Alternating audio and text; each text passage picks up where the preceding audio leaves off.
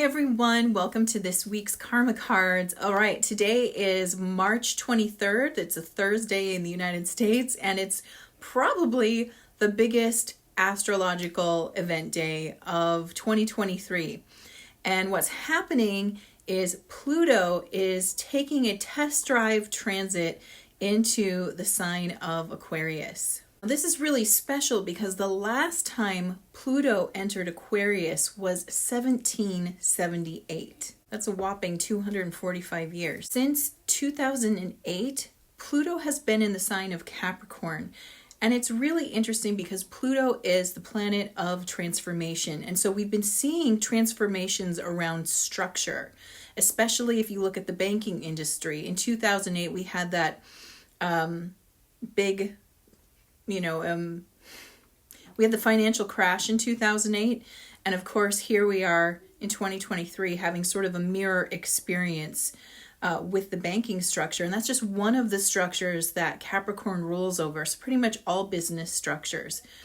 As it moves out of Capricorn and goes into Aquarius, it's going to be focusing more on the transformation of humanity. Also, in Aquarius, when we're looking at Aquarius, we're also looking at advancement or how things progress. And Aquarius is the sign of the visionary. And so we're also going to see transformations when it comes to technology.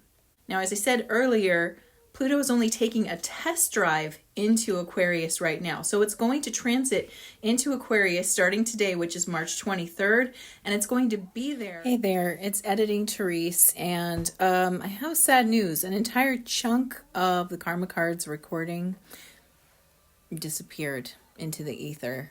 So what I was trying to share with you in the Karma Cards is that we're going to be in this Pluto in Aquarius transit until June 11th, and then it recedes back into the sign of Capricorn until it comes back, till Pluto moves back into Aquarius in November of 2024. So we're really just taking a test drive and we're seeing what it's like for Pluto to be in Aquarius. When Pluto's in Aquarius, the area that it focuses on, and it's focusing on a type of detox, so a restructuring to create a more empowering state of being. When it's in Aquarius, it's focusing on humanity and technology. So what we're going to see is we're going to see a detoxing happening in the areas of humanity and how we connect with one another, as well as with technology. So we're going to see some things coming to the surface. And like I said, we're having a test run between now and June 11th. So that's the areas it's going to focus on. And the rest of the message that had come through, it's unfortunately gone. But if I can kind of pull from my memory here, the message from the team was about learning how to let go of what you're attached to. So we're in a period of time where when Pluto moves into this position, it's going to have us detox some of the attachments that we have, because we're not meant to stay attached to things. We're actually meant to progress. And so some of the stuff that's going to come up around this time, and it's coming up in this window right now, because right at the beginning of a transition, especially when you're at a critical degree, like Pluto is at 0 degrees Aquarius, which is an intense place for it to be. You're going to really feel this kind of shifting in yourself, that there's this new version of you that wants to come forward. It's coming forward, and this has to do with multiple placements this week. This week's an intense week because first we started with Saturn transitioning into the sign of Pisces, and that happened about a week and a half ago. Then we had the spring equinox at the beginning of the week, then a new moon in Aries. Now one of the biggest transits of the year with Pluto going into Aquarius, and following that, Mars is now will be going into Cancer on the 25th. So in 2 days, it's going to go into Cancer. And Mars has been in Gemini, kind of stuck there for 7 months, which is a long time for Mars to hang out in a sign. So we're going to have a change of how we take action as well. So there's this major like transformation happening for us on an individual level as well as a collective level. And it's really asking us to kind of slough off an older version of ourselves and allow this new one to come forward. And it might be a time where things just don't feel settled or clear, like the way forward feels clear. And that's because a bunch of stuff is going to come up from within, from the deeper parts of the mind to be cleared out. And it's meant to clear out any heavy attachments possibly to the world the way it is now. And I'm thinking more in of like an ascension sense, right? Like if we're moving to a new earth and the frequencies are different there, then you can't really be attached to the frequencies here. You can't be attached to the things that are here. You really have to allow yourself to let go. Otherwise, you stay with the old earth, right? So you gotta let yourself free and let yourself evolve. And really, that was like the basic message that was coming through. And I'm so bummed. Every once in a while, like my recording system just loses a piece of the recording. But maybe I was meant to do it this way, where I was being more succinct and getting right to the point, which is always good as well. So enjoy the rest of the karma cards where we actually go into the cards, and I will see you soon. By the way, before we pull the karma cards, I wanted to let you know I'm going to be starting a new series called What in the World Events, and it's a weekly reading about different events that are going on, and I'm inviting you to ask me any questions you want. Your questions could be featured in one of the upcoming episodes where I do a reading on what's going on. So if you have questions about what's happening in the world, pop them in the comments and I'll grab them and I'll do a card reading on that for the channel. So check it out. It'll be right here on the Blythe Starlight channel. You don't have to go anywhere. It's just something that's coming up and I can't wait for you to see it. So leave a comment below. All right, so if you're new to karma cards, let me quickly show you how these work. I have 3 decks of cards: planets, signs of the zodiac, and the houses of astrology. And I've already asked my team this week, what is the message for us? And I have 2 sets of answers. I have a set in red, which are action-related answers, and a set in blue, which are outcome-related answers. And the way that you play is you tune in with that beautiful intuition of yours and feel what is the guidance you need this week. Are you looking for actions to take? Choose red. And if you are looking for how things resolve over the week, choose blue. And of course, you can always choose both. And while you're choosing, let me tell you the timing for this reading. This reading is for March 23rd through March 30th. And let me tell you the flavor of this reading. So we have the South Node. And this is really interesting because the South Node is always about the past. It's always about something we're meant to let go of. In the sign of Pisces, which also represents an ending as well as a beginning. It represents the end of one cycle and the beginning of another cycle. So letting go the end of a cycle in the 3rd house, which is how we communicate and express. So this will be really interesting to hear what they have to say. All right, if you are choosing action, your spiritual action for this week is to remember your dreams by making the right connections. How many of you are having crazy, vivid dreams right now? Put yes in the comments, or me. So am I. And sometimes they feel like work. Yes? Are yours feeling like work, or like you're resolving or wrapping up things? Sometimes it feels like it's in our own lives. Other times it feels like we're doing like work for maybe the collective or something else. But a lot of my clients that I've been talking to are having crazy vivid dreams, hard time sleeping, hard time staying asleep. And it doesn't even matter if you're taking like sleep aids or supplements to help you to kind of get into your sleep space. Even if you're like really good with your sleep hygiene, you're still getting hit with this.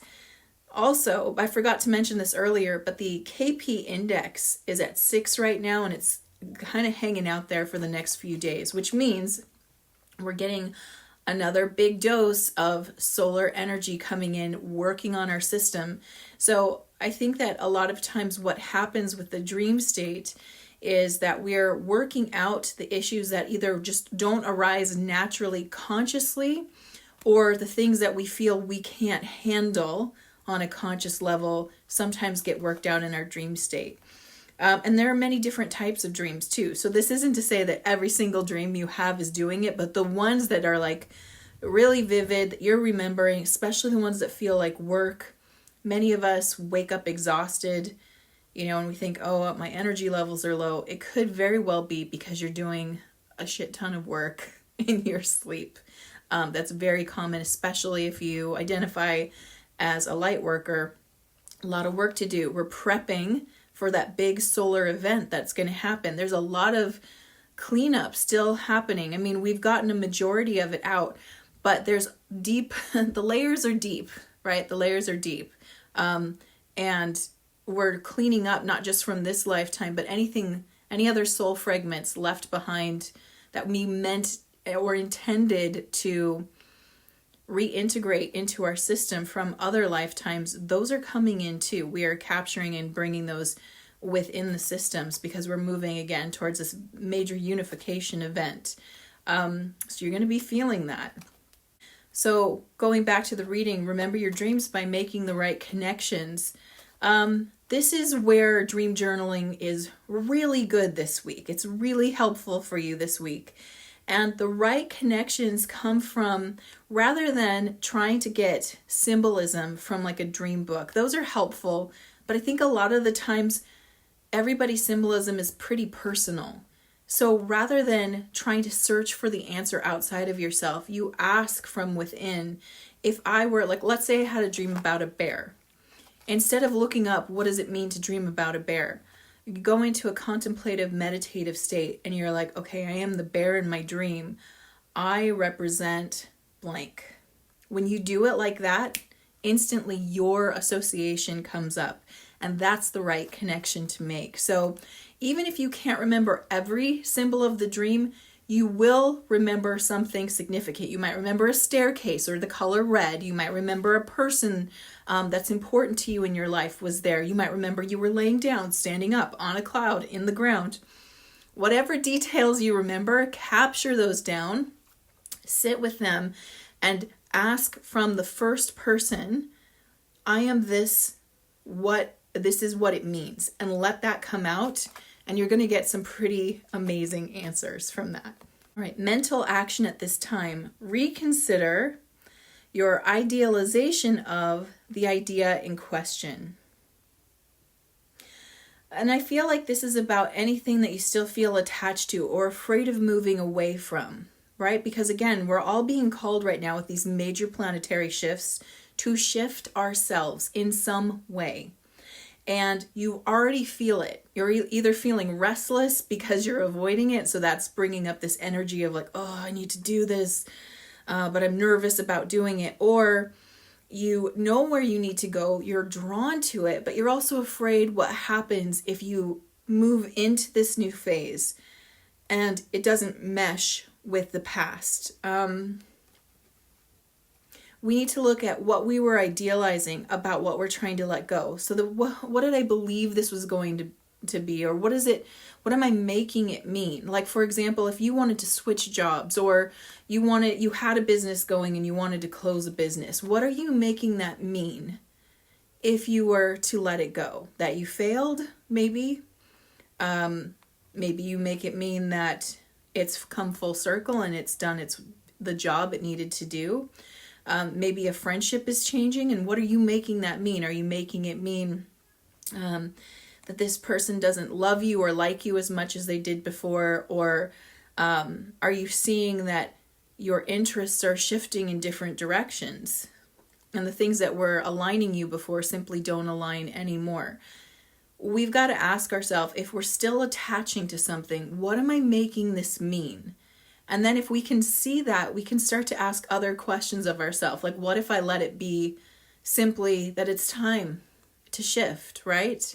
So once we understand the story we're telling ourselves about it, then we can make new decisions.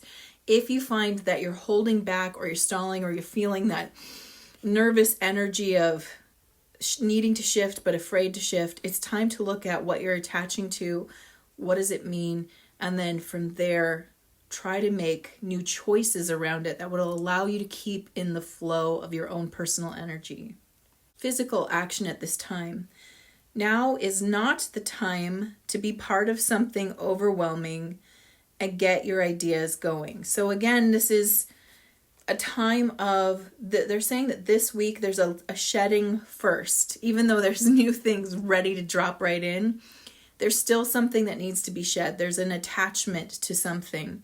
And even like things like physical changes that happen in the body. If things are physically changing for you and you have a negative reaction to that, that's another place where you can ask yourself, what am I attaching to what I believe I'm losing? Right? Am I attaching my value or something to what I believe I'm losing? It's really a time to look at what it is I'm holding on to. And that can be really hard and scary for some people. I know that there are certain things I can look at that I feel attachment to, and I can do this work and it's fairly easy. And there are other things where the emotions are really tied up into it, and that can be a harder area to approach. So in those instances when it's harder to approach it, what we need to do is work on calming the nervous system, getting ourselves grounded, getting ourselves centered, finding that sense of safety in the body, so that when it is time to look at those attachments that we're holding even closer to us, we can see it with a clearer set of eyes and have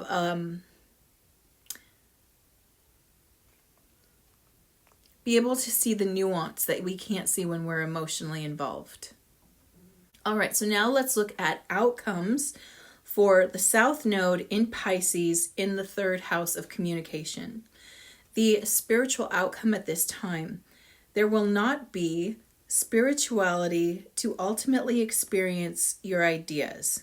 Too much shifting happening right now. There's not enough clarity in this moment because there's still something to be let go of. That clarity is coming.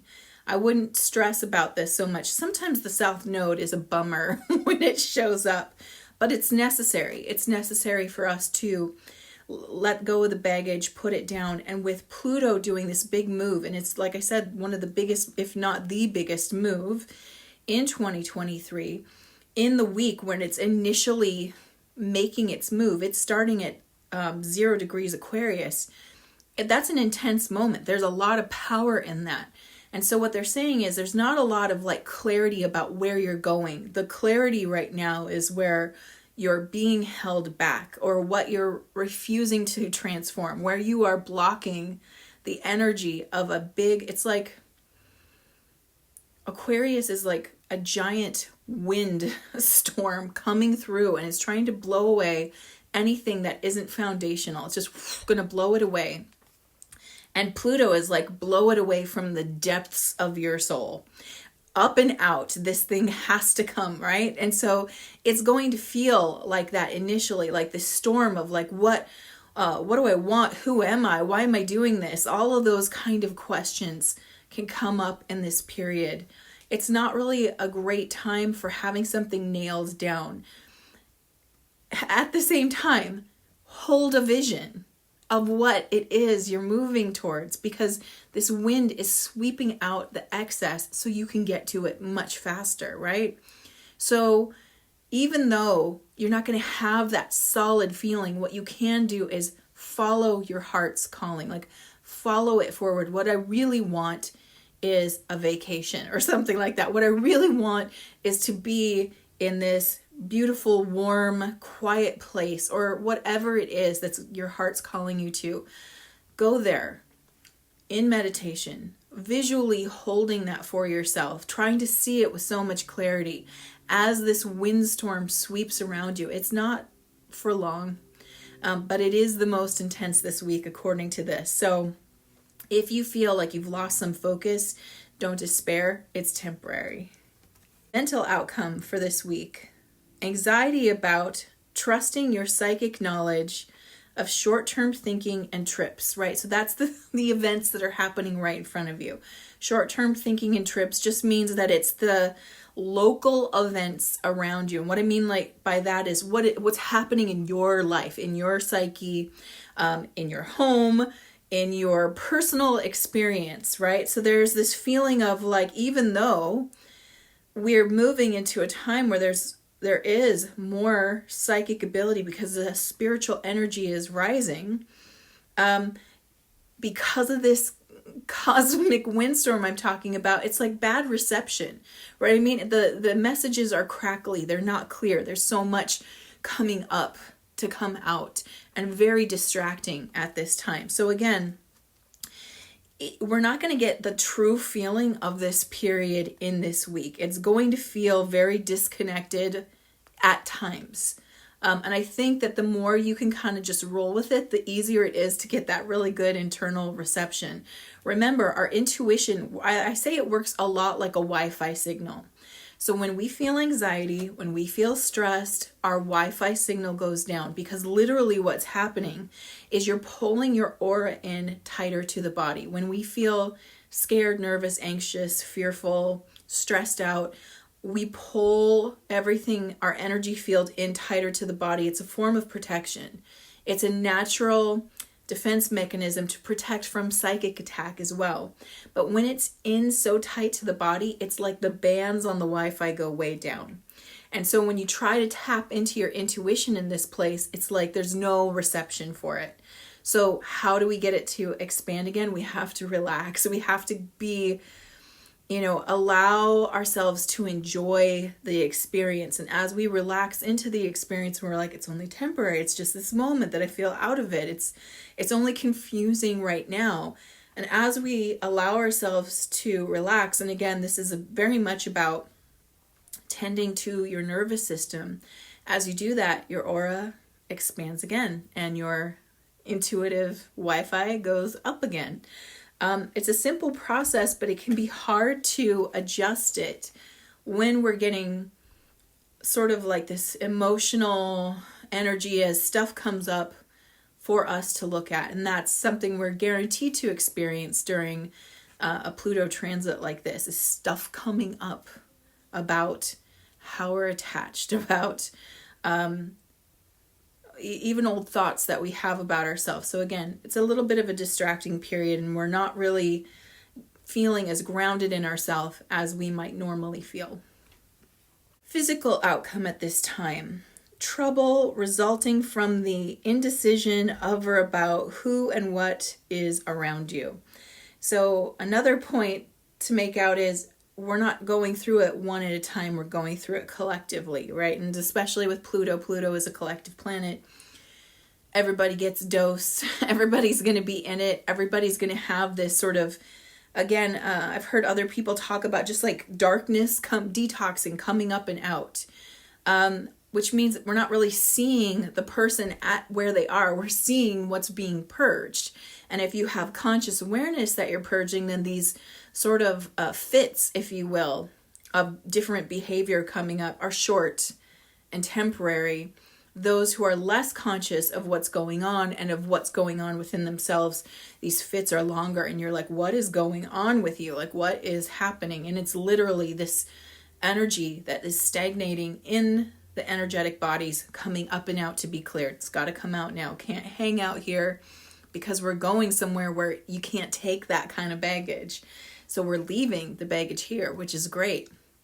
The hard part is that how do you communicate? Oh, hey, you're just going through kind of a purge, like a mini dark night of the soul right now. It's cool.